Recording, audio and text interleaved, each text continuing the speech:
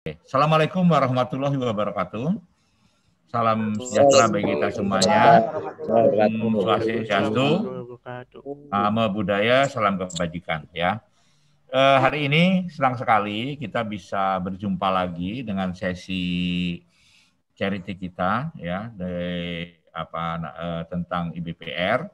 Kemarin itu tentang JSA, yang kemarin dulu juga tentang BBS dan sebagainya. Insya Allah nanti dalam setiap bulannya 2 kali kita mengadakan sharing ini. Dan ini sharing ini bebas, boleh diikuti siapa saja. Mau menggunakan kelas pakai proyektor silahkan, boleh saja. Atau mungkin secara pribadi boleh. Mungkin ini bisa Pak Al lanjut. Pak Al silahkan, Pak Al, untuk bisa terangnya sini. Silahkan Pak Al. Oke, terima kasih Pak Agung. Salam kenal ya Bapak-bapak semua. Tadi Pak Agung sudah perkenalan saya ya. Salam kenal dari saya. Di sini ada saya Pak Agung, Pak Penjahitan. Kelihatannya ada beberapa teman-teman lain ya. Dan ya mudah-mudahan sharing ini memberikan manfaat untuk kita semua. Sekarang peserta ada 6970 ya. Ya ada juga beberapa saya lihat yang dalam bentuk kelas ya.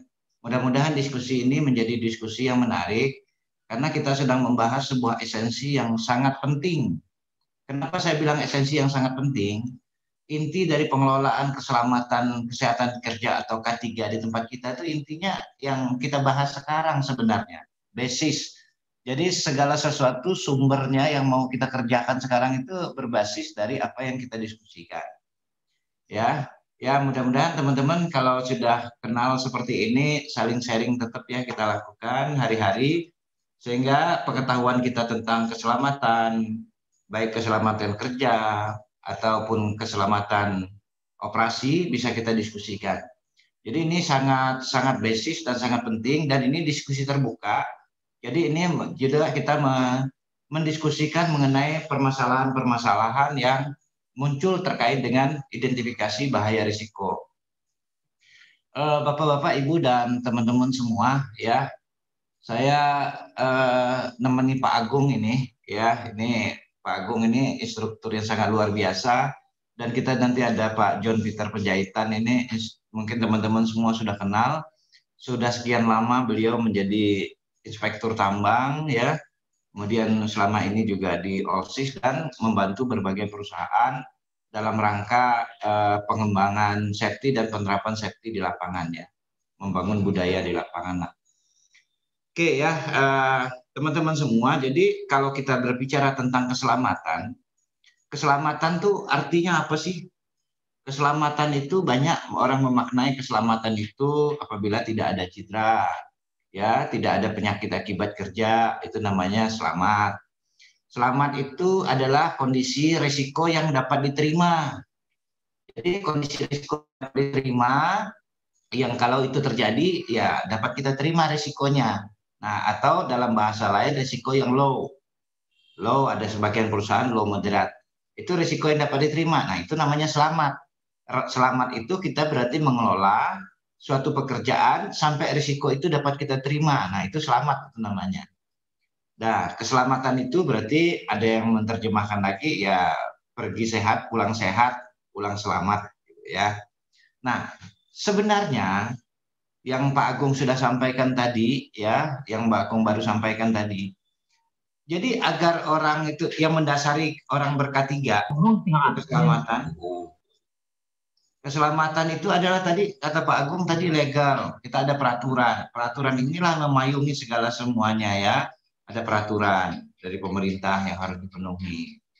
Yang kedua ada moralnya, tergantung diantaranya adalah hak asasi manusia. Kita ini bekerja, udah jauh-jauh dari rumah, tiap hari bekerja, bukan hanya harus menghasilkan uang saja, tetapi kita juga harus berpikir bahwa selain uang kita kerja tetap sehat. Kita cari kebahagiaan ya, cari sebuah kenikmatan, cari sebuah untuk keberlangsungan hidup kita. Kenapa kita harus mengorbankan nyawa untuk keberlangsungan hidup yang kita cari? Oleh karena itu hak asasi manusia menjadi hal yang penting dalam pelaksanaan keselamatan. Orang dilindungi dirinya dari kecelakaan, penyakit akibat kerja, kan enak sebenarnya. Apabila perusahaan itu sangat peduli, tentunya kita akan sangat mudah. Nah, dari segi finansial udah kita bisa hitung lah. Kalau seandainya kita terjadi kecelakaan itu perusahaan mungkin untuk setahun habis, cuma sekali insiden aja. Atau kita sendiri, begitu kita kerja, sudah puluhan tahun, kakinya putus satu, itu kan pulang dari kerja nggak punya kaki, mau kerja susah. Kalau kaki, kalau akibatnya lain, ya nggak ada sakit lain. Kata Pak Opung bilang itu, nanti penyakit kerja itu suka 3S. Ini istilahnya Opung sendiri, 3S itu. Pertama stres, ya, kedua stroke, ketiga baru stop gitu. Stres nggak bisa kerja juga kita. Jadi oleh karena itu kita tujuannya kita mau sehat, mau selamat, ya, agar tidak terjadi penyakit, agar tidak terjadi kecelakaan, tidak terjadi kerusakan harta benda yang menyebabkan loss. Oleh karena itu kuncinya cuma di sini, ya. Kuncinya cuma di hajat and risk, bahaya dan risiko aja. Kalau kita dapat mengendalikan bahaya dan risikonya di tempat kerja, ya selesai. Tidak akan ada kecelakaan dan penyakit akibat. Ini filosofi dulu, ya. Kalau kita bisa memitigasi risiko yang sudah kita identifikasi, bisa kita cegah. Nah, pencegahan ada urutan-urutan, terserah lah, ya. Ini salah satu, ada 4 urutan, ada engineering, administratif, praktek-praktek kerja, dan APD. Engineering tadi Pak Agung dah bagi-bagi, ada rekayasa, ada eliminasi, ada substitusi, ya, dan lain-lain. Administrasi, bentuknya administrasi. Nah, ini kita akan bahas. Tapi inti yang kita pahami adalah kita dapat mengelola risiko.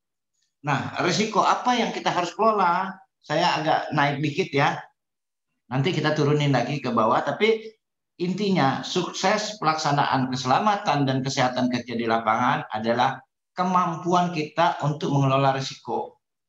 Nah, bagaimana cara mengelola risiko? Pasti diidentifikasi dulu potensi-potensi yang menimbulkan risiko tadi, potensi-potensi bahayanya berdasarkan aktivitas yang kita kerjakan.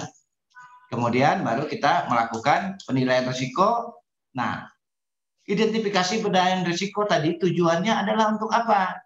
Untuk mengetahui risiko itu dapat diterima apa tidak. Dalam bahasa lain, pekerjaan itu sudah aman apa belum. Nah, kalau pekerjaannya risiko belum diterima atau kita merasakan masih belum aman, apa yang harus kita lakukan? Berarti kita harus meletakkan pengendaliannya.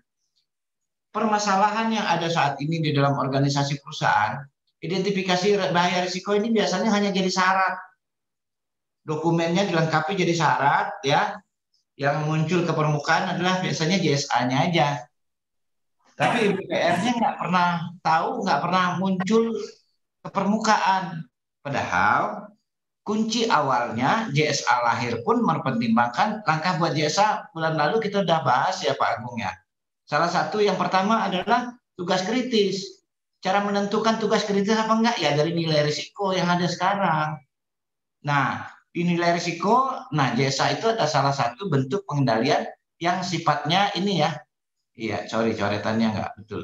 Yang sifatnya praktek kerja saja, work praktis saja. JSA cuma di level ini, ya, di level work praktis dan ke bawah. Nah, JSA itu bentuk pengendalian, bentuknya adalah work praktis dan tingkat keberhasilan rendah, sangat tergantung kepada orang memahaminya, membuatnya, memahaminya dan melaksanakannya.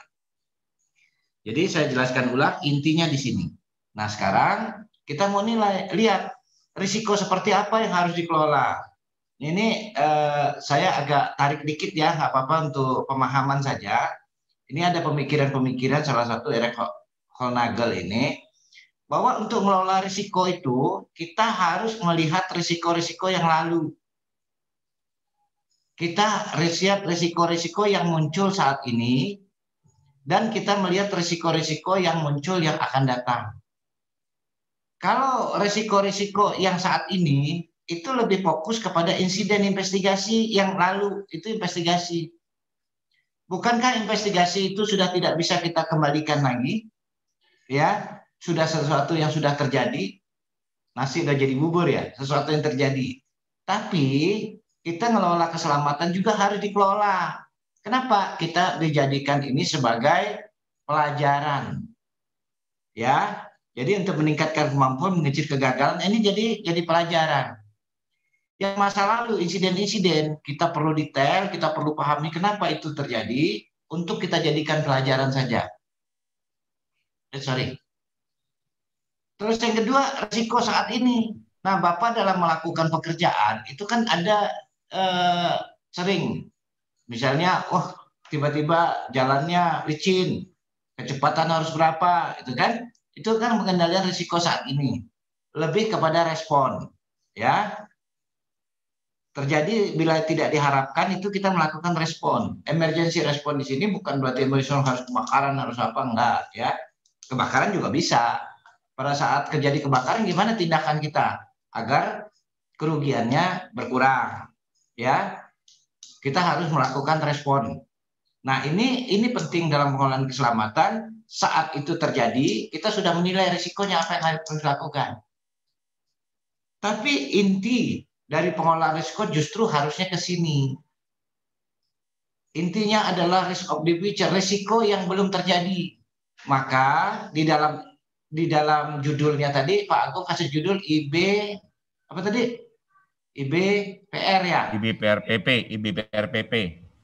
Ya, di IBPR ini yang identifikasi bahaya penilaian risiko itu segala kemungkinan yang akan terjadi yang sifat risikonya adalah risiko-risiko yang potensial. Oke, sebentar Pak Al, ngecek Pak Al. Teman-teman sudah screen-nya udah kelihatan Pak? Ya Pak, sudah. Cek dulu Pak. Kelihatan, sudah Pak. Ya? Oke, makasih. Kelihatan Pak. Tadi di chat banyak yang nanya. Di chat banyak nanya tadi. Oke, silakan Pak Al, lanjut. Kelihatan.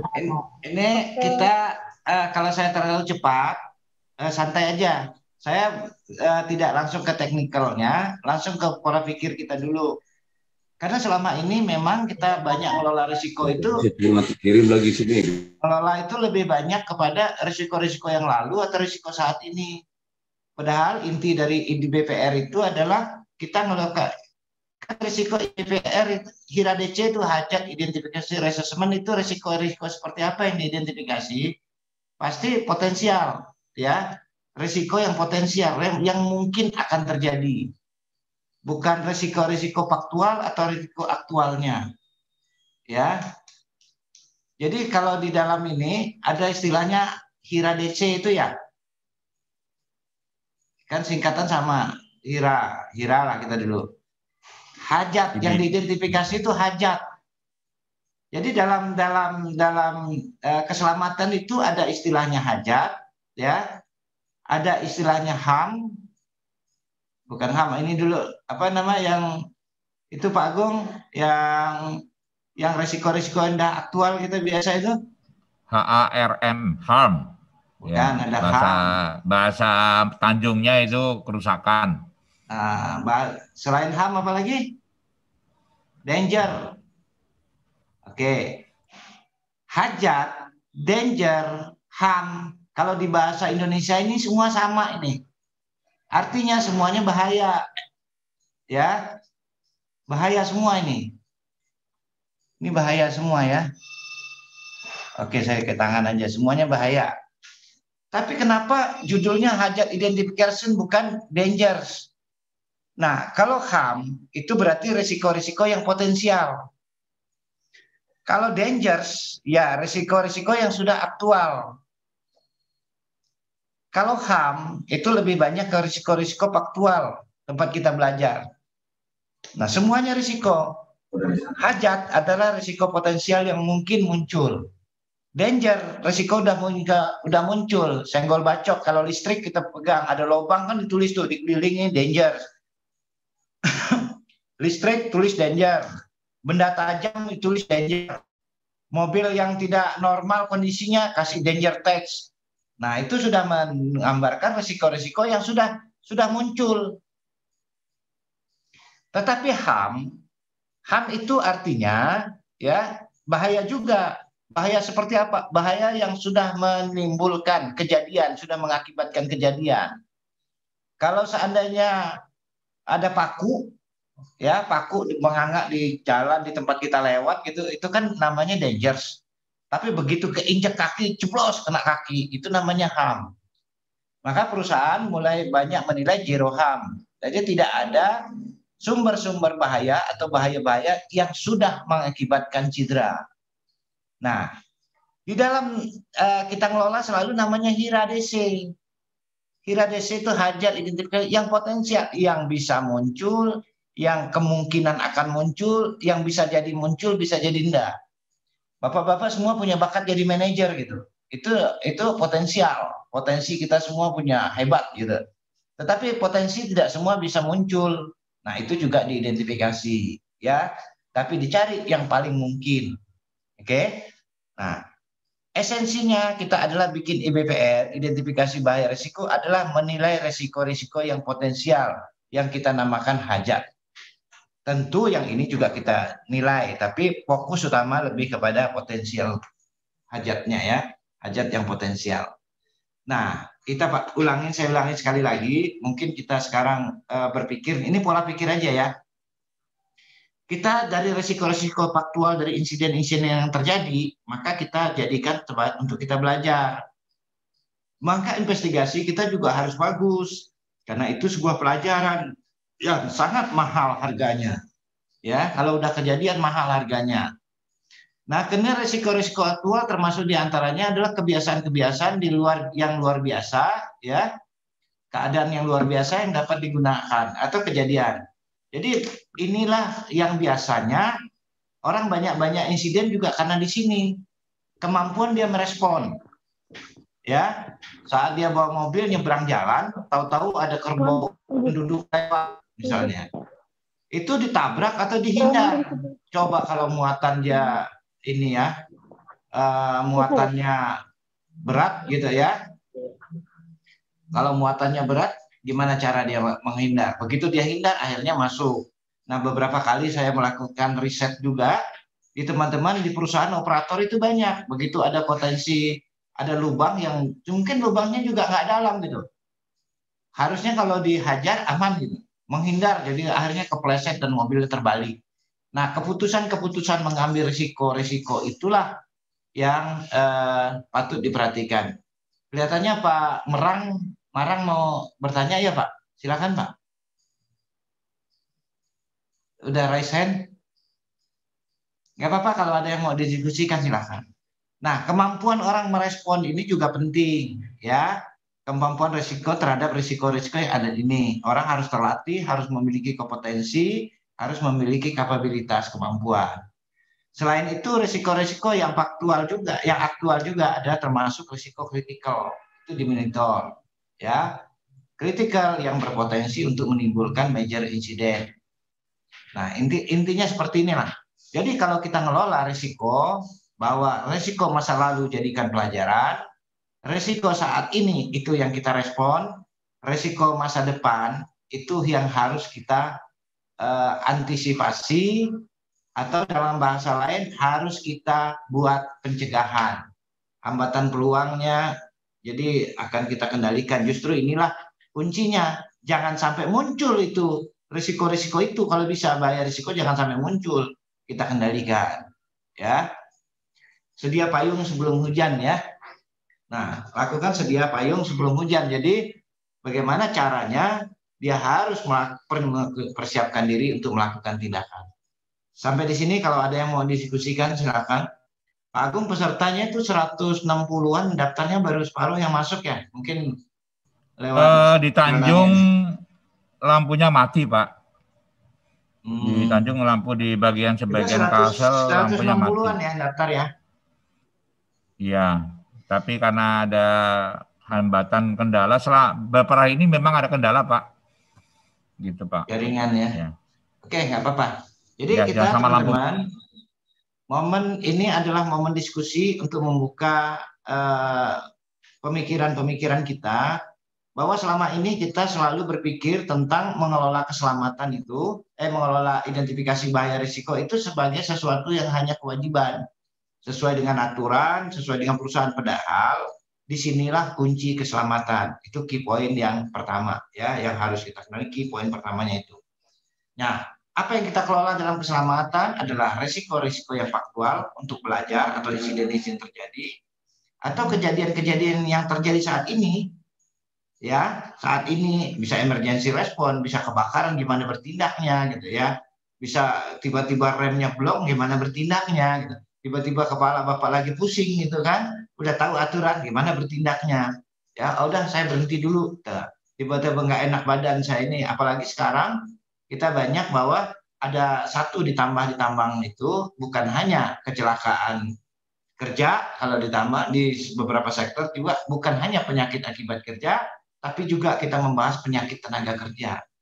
Kalau ada insiden diakibatkan oleh tenaga kerja, sakit, ya itu namanya penyakit tenaga kerja, bukan sebuah kecelakaan kerja, tapi kecelakaan yang ditimbulkan oleh penyakit akibat kerja. Oke, itu ya. Jadi yang mau kita lebih bahas lebih detail justru hajat identification risk-nya. Jadi risiko-risiko yang mungkin akan terjadi. Ini cukup menarik teman-teman. Jadi silakan nanti kalau ada teman-teman yang berminat memperdalam materinya, kontak saja ke adminnya kita, ke hotline atau ke Pak Agung. Jadi kita akan bikin session di mana teman-teman yang butuh apa, ya. Karena mumpung daring jarak jauh kita bisa lakukan. Nah, bagaimana kita mengidentifikasi bahaya risiko ini? Maka teknik-teknik untuk mengidentifikasi bahaya dan teknik-teknik untuk menilai risikonya. Saya nggak tahu teman-teman semua ada berapa teknik yang kita pahami dan biasa dipakai. Setahu saya di tempat kerja kita sebagian besar, bukan semua, sebagian besar kita menggunakan teknik nomor 1, teknik sapu jagat, yaitu teknik usul pendapat. Bahasa Indonesianya usul pendapat, bahasa Inggrisnya brainstorming, bahasa Banjarnya brainstorming ya. Jadi brainstorming itu dikumpul beberapa orang didiskusikan gitu. Nah, dicari pengalaman pendapat. Nah, itulah yang selalu kita pakai. Kalau ke personal safety, keselamatan yang berhubungan dengan orang, saya pikir itu bagus. Ya kan? Masih fine. Tapi bagaimana keselamatan terkait dengan proses? Brainstorming itu perlu kita pertimbangkan. Terkait dengan proses apa? Kerusakan mesin, kerusakan alat, kerusakan sistem dan teknologinya. Banyak alat-alat otomatis tahu sistemnya error di lapangan bertabrakan nggak karu-karuan misalnya kan. Itu kan bukan manusianya saja. Ya, walaupun ada hubungan manusia memelihara, tapi kan itu adalah mesin ya dan teknologi. Nah, maka kita perlu memikirkan solusi apa yang mau kita lakukan, teknik apa yang kita lakukan untuk mengidentifikasi terkait dengan identifikasi bahaya risiko terkait personal ataupun terkait dengan proses. Kita lihat, sebenarnya ada 31 ya cara untuk menganalisis risiko. Jadi yang direkomendasikan secara internasional itu ada 31 cara. Salah satu cara yang kita pakai sekarang adalah brainstorming. Ya, ada beberapa perusahaan sudah menerapkan dengan berbagai cara lain, tapi yang umum, gampang, apalagi kalau ada cuman konsultan yang datang, cara brainstorming paling tepat. Duduk di meja pun kita bisa beres. Ya, tapi kalau mau menganalisa lebih dalam, tentu kita perlu teknik-teknik yang lebih dalam. Oke, sekilas. Nah, sudah jelas apa itu IBPR atau HIRA DC. HIRA DC tadi kita sepakati ini adalah hajat, berarti risiko-risiko yang sifatnya yang potensial ya, yang berpotensi. Kan bukannya Pak Agung juga sering ngajarin bahwa segala sesuatu yang berpotensi. Jadi berpotensi, Mas. Potensial. Nah, inilah hakikatnya. Justru sistem manajemen dimanapun sekarang di seluruh dunia adalah risk-based thinking. Jadi teman-teman orang-orang safety, orang-orang operasional di lapangan, kalau mau tahu ilmu sistem yang paling dasar, ilmu keselamatan yang paling dasar yang harus dikuasai adalah HIRA DC atau IBPRP. Karena inilah kunci dari sebuah ilmu mau diapain, mau ditindaklanjuti, mau dikendalikan seperti apa, mau seperti apa. Nah, orang-orang seperti Pak Opung, Pak John Peter Penjahitan, itu nggak bisa dibandingin dengan bapak-bapak atau saya yang pengalaman jauh daripada beliau. Kalau teknik brainstormingnya Opung mungkin lebih canggih, Pak John Peter Penjahitan. Sudah 40 tahun lebih ngamatin satu pekerjaan. ya kan? Sudah lebih dari 40 tahun melihat potensi bahaya ini, udah tahu ya, karena secara historikal, secara eksperiental, beliau sudah. Begitu beliau mengidentifikasi bahaya dan risiko, Pak John Peter Pesaing merasa tidak mengidentifikasi bahaya risiko, karena sudah melekat kepada diri individunya beliau. Karena sudah paham, begitu dia turun ke lapangan banyak sekali yang bisa dilihat. Kok bahaya banyak yang tidak dikendalikan ya? Tapi orang lain yang lihat tidak, karena experience yang mempengaruhi. Nah, teknik brainstorming itu sangat dipengaruhi oleh experience atau pengalaman seseorang. Maka kita perlu memikirkan, silakan teman-teman sesuai dengan kualifikasi, sesuai dengan sumber daya yang dimiliki oleh perusahaan masing-masing, pikirkan teknik yang digunakan di dalam mengidentifikasi bahaya risiko. Nanti kalau teman-teman mau tahu teknik-teknik di identifikasi bahaya risiko, secara periodik 31 teknik itu akan kita sampaikan nanti di video. Tapi pelan-pelan ya. Nanti subscribe aja video bisnis dan manajemen ya Pak Agung ya. Nanti kita akan coba 31 teknik, coba kita cari yang cocok dipakai untuk kita di mana. Yang bapak-bapak di tambang misalnya punya proses industri, atau selama ini pakai hajab, dinilai hajab saya pas apa enggak misalnya. Ada yang pakai botai, ya, botai analisis, ada yang pakai potri, ada yang pakai ETA, ada pakai FMEA dan segala macam. Nah ini ada semua teknik-teknik semua, teknik-teknik analisa risiko semua, bukan teknik investigasi ya. Jadi teknik bisa dipakai investigasi, tapi teknik ini aslinya adalah teknik untuk menganalisis risiko. Yang kita tahu brainstorming. Nanti silakan teman-teman nanti gabung di YouTube, nanti kasih saran. Saya akan buat video bila teman-teman kasih saran ya. Kalau saya perlu teknik apa, saya buat. Saya perlu teknik apa, bagaimana cara menggunakannya, kita akan buat ya secara besar sesuai dengan kebutuhan.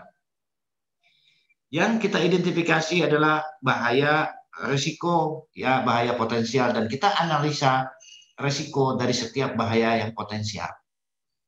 Nah, dan kita tetap pengendalian. Ini intinya. Nah, secara garis besar, materi-materi ini intinya IBPR itu adalah tadi penetapan pengendalian merupakan suatu langkah awal. Disinilah kunci mendasar. Kita kalau mau lihat sebuah organisasi atau perusahaan, atau kita sendiri termasuk orang yang bagus menerapkan K3 atau tidak bagus menerapkan K3, kuncinya ada di sini. Kalau orang yang menerapkan K3-nya bagus gitu ya, kelihatannya ya, tetapi tidak memahami identifikasi bahaya risiko, rasa-rasanya bukan karena bagusnya. Ya. Rasa-rasa bukan karena dia bagus. Ya, secara individu dia bagus, tapi sebagai organisasi enggak. Lebih banyak kebetulan dan kebiasaan hari-harinya. Kebetulan kebiasaan baik, perilakunya bagus, ini bagus, tapi bukan melakukan treatmentnya. Dan ini sangat bersifat individual. Ya, bahkan kadang-kadang orang yang baik ditempatkan kepada yang buruk, itu hasilnya buruk. Itu kata quote saya sama yang disebar juga sama Pak Agung. Menempatkan orang yang baik pada sistem yang salah akan membuat hasil yang buruk. Sama aja, Bapak memahami perilakunya bagus, masuk ke organisasi buruk, biasanya hasilnya buruk. Maka kita harus mengelola dengan mengidentifikasi bahaya risiko, basic dari sebuah sistem. Jadi ini kelola ya. Jadi kalau kita ngelola lihat bagus, kalau perusahaan ngelola risiko bagus, maka biasanya bagus ya. Ayo teman-teman yang ikut dalam kelas hari ini, kita coba buka mindset kita, bukan sekedar bagaimana cara buat IBPR. Saya bilang take it easy, ada 31 cara membuat IBPR. Yang selalu diajarkan kita hari-hari sampai hari ini hanya selalu dengan cara satu, brainstorming saja. Formulirnya standar, teknik berstyle. Artinya brainstorming itu adalah sesuai dengan kemampuan dan pengalaman kita. Sangat tergantung pengalaman kita. Maka kalau di lapangan, kalau seandainya brainstorming mengidentifikasi bahaya risiko, ngajaknya opung, selesai itu. Akan detail. Karena dia tahu semua. Tapi perlu di driver, karena di kepalanya sudah mendarah daging, sudah menjadi mindset yang bukan lagi dihafal oleh beliau. Ya, Pak Robert gitu ya Pak Robert ya. Selamat Pak Robert, baru lulus kemarin. Terima kasih Pak. Ya, Pak. Jadi base-nya ngelola semua organisasi apapun ya, base-nya adalah manajemen risiko. Maka kemampuan yang hari ini disampaikan dengan judul yang sangat sederhana kelihatannya, ini justru menjadi kunci. Kenapa saya ngulang-ulangan? Karena ini adalah kegagalan nomor satu kita di lapangan dalam mengelola keselamatan itu, ini kegagalan nomor satu. Ya, secara sadar dan tidak sadar ya, ini tidak dianggap. Kalau udah kayak Pak John Peter Penjahitan nih, nanti beliau akan nyampaikan, beliau udah nggak mikir itu identifikasi bahaya atau nilai risiko, udah nggak mikir. Udah tertanam di bawah sadar karena lebih 40 tahun ngurus di satu sektoral dan di berbagai perusahaan. Ya, berpuluh-puluh tahun di perusahaan A, perusahaan B, perusahaan C menginspektur. Ya, beda. Jadi kalau orang yang enggak, nah inilah perlu dilatih. Orang-orang yang tidak seperti Pak Penjahitan ini dilatih. Tapi Pak Penjahitan kan dia sendiri. Begitu dia bawa anak buah yang muda-muda 2-3, apakah bisa ngikutin beliau? Nggak bisa, Pak Penjahitannya pusing. Kenapa sih kamu nggak ngerti-ngerti kan sering ikut? Ya beda. Maka disitulah orang perlu diedukasi dan kita perlu paham prinsip-prinsip kita di dalam mengelola keselamatan. Yang pertama adalah manajemen risiko, kemampuan menganalisis risiko. Kemampuan menganalisis risiko ini bisa dipercepat. Brainstorming tidak mampu cepat, maka gunakan teknik-teknik yang lebih detail. Ya, next ya, kita akan bahas tekniknya satu-satu ya Pak Agung, diingetin. Kalau nanti ada materi teknik analisa risiko, teman-temannya kita undang lagi. Ya. Belajar gratis sekarang. Yang mau sertifikat aja yang Pak Agung minta. Nah, kunci identifikasi bahaya risiko pertama pasti mengidentifikasi bahaya dulu. Berarti kemampuan kita melihat sebuah proses, kemampuan kita melihat sebuah aktivitas, agar kita bisa mengidentifikasi semua bahaya-bahaya yang potensial muncul dari setiap aktivitas kita. Dari mana mendapatkan ini semua? Ya, materi-materi yang tadi oke lah, ya nanti kita bisa lihat. Dari mana dapat ini semua? Ya, Bapak tentu tahu dulu proses kerjaannya apa. Dari segi proses, aktivitasnya apa, ya kan?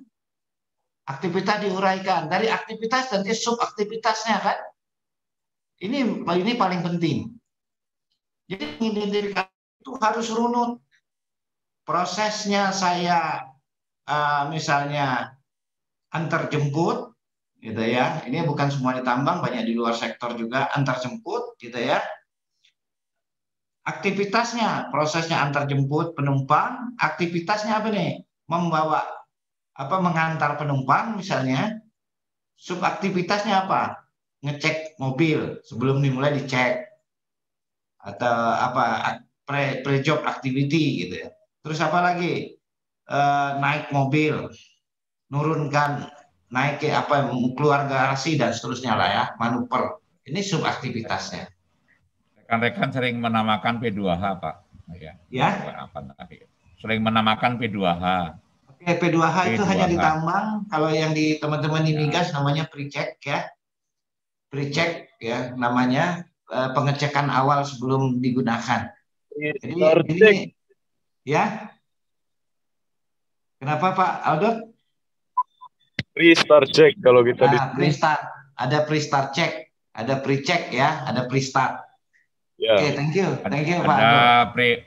Ada pre-use inspection juga ya gitu ya. Ya, ada. Pokoknya itulah intinya. Pak Aldot dari Belawan nih.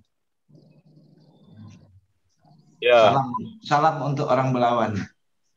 Ya, salam juga. Dulu saya lama di Belawan Pak, waktu di Sorbesnya Medco Pak. Oke. Medco Langsa itu pakai area Belawan pelabuhannya. Area kita dulu di Langsa, tapi Sorbesnya kita pakai Sorbesnya Belawan Pak. Karena yang paling dekat lautnya di Belawan. Pesawatnya juga kita pakai bandaranya di Medan. Ya, walaupun jalan daratnya lumayan. Iya. Oke ya, jadi ini lakukan ini tadi ya. Nah inilah prosesnya, kuncinya di proses, punya ini. Terus baru kita mengevaluasi risiko. Nah ini menarik teman-teman. Teknik analisa risiko ini, mengevaluasi risiko ini, itu ternyata yang kita bisa dipakai itu ada 31. Tapi apakah cocok di tempat kita? Ini kan belum tentu, ya. Ada 31 cara, ada yang cocoknya dari segi analisa risiko keuangan, ada risiko cost benefit, ada risiko di keselamatan, ada risiko di proses, ada risiko kegagalan, ada risiko di quality dan lain-lain. Nah, ini perlu dianalisa. Ada kaitannya risiko ke personal safety, ke individu. Ya, personal safety adalah menceritakan bagaimana human, menganalisis humannya. Tapi juga kita ada selain human, tentu kita ada ke proses. Nah, kalau proses, kalau di tambang itu ada yang namanya KO, keselamatan operasi. Kalau di migas juga ada namanya keselamatan operasi, pengamanan instalasi. Ya, di beberapa industri juga sama ya, ada keselamatan operasinya. Nah, ada keselamatan orangnya, K3-nya. K3 orang lebih nyebutnya kepada personal safety. Keselamatan operasi orang lebih menyebutnya kepada proses safety. Sekarang kita evaluasi, apakah evaluasi risiko yang kita lakukan di tempat kita itu sudah sesuai belum untuk mengevaluasi personal safety-nya dan mengevaluasi keselamatan operasi atau bahasa lain proses safety-nya. Sudah belum? Keselamatan, kalau ngomong dua-dua ini namanya keselamatan apalah gitu ya. Nah, kalau ngomong safety berarti di sini mau keselamatan operasi, ya kan? Keselamatan instalasi, kalau teman di migas ditambah lagi keselamatan lingkungan, ya kalau di tambang tidak, tambang sebut K3 dan keselamatan operasi. Intinya sudah tercover semua, bahasanya saja yang tidak sama satu sama lain, tapi secara konten. Nah, persoalan sampai hari ini memang kita lebih banyak di sini saja. Dan teknik yang kita pakai adalah teknik brainstorming saja. Pak Aldo, saya mau tanya enggak Pak Aldo? Bapak di perusahaan apa Pak Aldo? Di pelabuhan atau di mana? Kita di perusahaan pertambangan batu bara ini. Oh, di batu bara. Saya pikir Bapak di ini, di Sorbes atau di mana di sana ya, untuk topang oil and gas atau Asahan bukan ya? Bukan. Oke lah. Ya, ini berarti kita ngomong, saya tanya dulu peserta yang dari migas ada berapa orang ya? Banyak ya? Pabrik banyak juga, oke lah. Tapi apapun bentuknya, untuk mengidentifikasi mengatasi risiko itu perlu teknik-teknik ya. Teknik-teknik mengatasi, dan orang-orang safety mesti menguasai teknik ini. Orang-orang operation juga kalau dia sudah masuk level supervisor up, dia perlu melakukan. Tapi kalaupun dia tidak mampu menguasai teknik ini, ya Pak. Kenapa Pak Salvador? Kalau dia tidak mampu melakukan ini, maka ikuti SOP aja. Berarti dia harus menguasai SOP di dalam perusahaan. Karena yang nyusun SOP bertanggung jawab untuk mencocokkan dengan teknik teknik evaluasinya. Kenapa Bapak-bapak mungkin bilang, kok Pak Al ngajarnya ruwet bener ya kali ini? Enggak. Saya hanya menyampaikan helikopter view-nya kepada kita semua. Kita melihat sesuatu janganlah dengan kacamata kuda. Ya. Kacamata kuda penting, penting sekali, ya kan? Kalau kita tahu itu saja yang kita pakai. Nggak apa-apa. Orang kalau sudah punya satu keyakinan yang kuat, sama aja kalau kita mau latihan tanding berantem ya. Berantem. Kalau kita tahu satu jurusan silatnya Cimande, mau orang lawan apapun Cimande aja bisa menang juga kita. Nggak ada masalah gitu. Tapi yakin, kuat dan menguasai. Tapi kalau orang punya banyak jurusan, dia lihat musuh nyerang pakai jurus apa ini. Musuh saya nyerangnya pakai jurusnya Cimande, saya pakai Cimande juga lah, tapi yang lebih tinggi gitu. Orang pakai kungfu, saya pakai tai chi gitu. Nah itu dia kuat, saya dengan lemah, tapi dia akan mati dengan sendirinya dengan kelemah lembutan saya. Kata dia kungfu, saya tai chi kan gitu. Kungfu selalu kalah sama tai chi kan. Nah contoh. Tapi kalau kita cuma satu jurus, orang mau pakai kungfu, mau tai chi, saya Cimande aja yang saya tahu, lawan aja, menang juga karena kita ahli. Ya. Saya tidak mempersalahkan berapa teknik, tapi teknik-teknik ini perlu dipertimbangkan untuk melihat akurasi. Ya. Nah, tujuannya akhir daripada kita mengevaluasi risiko ini apa? Tujuan kita mengevaluasi risiko ini, kita akan melihat apakah risiko itu dapat diterima, ya, atau bahasa lain acceptable, ya, atau unacceptable, ya. Risiko dapat diterima atau belum dapat diterima, itu saja intinya. Yang dapat diterima dikelola, lanjutan belum dapat diterima dibuat pengendalian. Disinilah kita mendevelop kontrolnya, membangun kontrolnya. Tadi satu ya, di evaluasi risiko ini jangan hanya terjebak ada banyak teknis. Tapi sekarang kita bersyukur dengan terbitnya 31.000 itu mempermudah kita, sehingga menilai risiko di 31.000 cukup pakai 2 dimensi aja, ya. Likelihood dikali severity aja, tapi dibalik severity kali likelihood, ya. Karena likelihoodnya ini kemungkinan itu sudah mempertimbangkan antara probability dan frekuensi. Oke.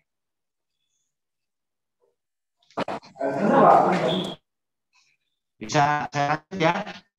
Nah, disinilah nanti kita pelajarin sekilas ya. Mungkin Pak Agung nanti akan jelasin lebih banyaknya ya. Gak apa-apa, saya sama Pak Agung itu tos-tosan saja. Pak Agung menjelaskan tentang tahap-tahap manajemen risikonya. Tapi inti berikutnya tadi adalah mengevaluasi risiko dengan teknik-teknik. Di sini kunci keselamatan. Kalau sudah dapat risikonya dapat diterima, acceptable risk atau not acceptable risk, kalau dulu istilahnya itu apa? Tolerable, untolerable, tapi bukan tolerable, sekarang lebih kepada acceptable kayaknya ya. Risiko diterima atau ditolak. Nah, kalau belum berarti kita harus membuat pengendalian dengan menggunakan hierarki. Jadi teman-teman jangan terjebak juga dengan istilah hierarki, itu adalah urut-urutan pengendalian.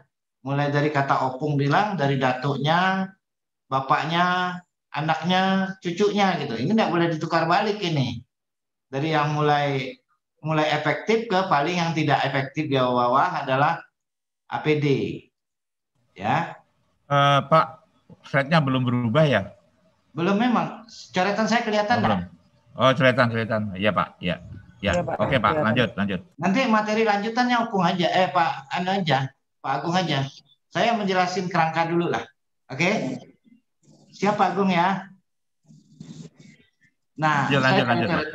Development control mengontrol. Nanti di hierarki pertama ini kan banyak, ada yang eliminasi, substitusi, bla bla, nanti kita lihat. Saya garis besar dulu. Kalau udah paham nanti baru masuk ke hutan rimbanya. Tapi garis besar dulu. Ya, kita mendevelopment kontrolnya, pengendalian. Setelah pengendalian nanti kita praktekkan, kita implementasikan pengendalian. Oh, pengendaliannya perlu JSA. Oh, pengendaliannya perlu apa nih? Perlu mesin gading, pelindung mesin gitu ya. Oh, pengendaliannya perlu lockout take out gitu ya. Pengendaliannya perlu apa lagi dan seterusnya lah pengendaliannya. Sampai pengendalian perlu jarang disiram misalnya, ya.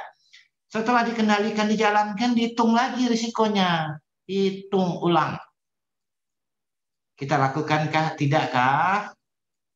Ya. Setelah kita lakukan pengendalian, kontrolnya, kita hitung ulang. Kita lihat kecukupannya. Apakah dari JSA, dari lockout take out, dari ini, bisa membuat risikonya sampai ini enggak, acceptable enggak? Ya. Karena intinya adalah acceptable dan not acceptable. Nah, kalau risiko acceptable tinggal dikontrol aja. Tapi kalau enggak, kita review, kita balik lagi, identifikasi, cek lagi dari atas. Oke, setelah dievaluasi, mungkin ada yang tertinggal, bahaya risiko. Nah, inilah intinya. Secara teoritis, saya lihat bukan perkara yang sulit gitu ya untuk dipahami. Secara implementasi, faktanya kita selalu menjadikan IBPR ini sebagai apa? Sebagai kitab suci saja. Ya kan? Karena ini tidak dilakukan kontrol, development kontrol tidak terkontrol, ini terkontrol. Ya, kalau orangnya seperti Pak Penjahitan semua, mah ini udah nggak terlalu butuh. Tapi dia tidak sendiri kan?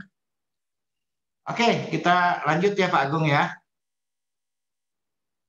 Oke, kalau di sini Pak Agung silakan Pak Agung.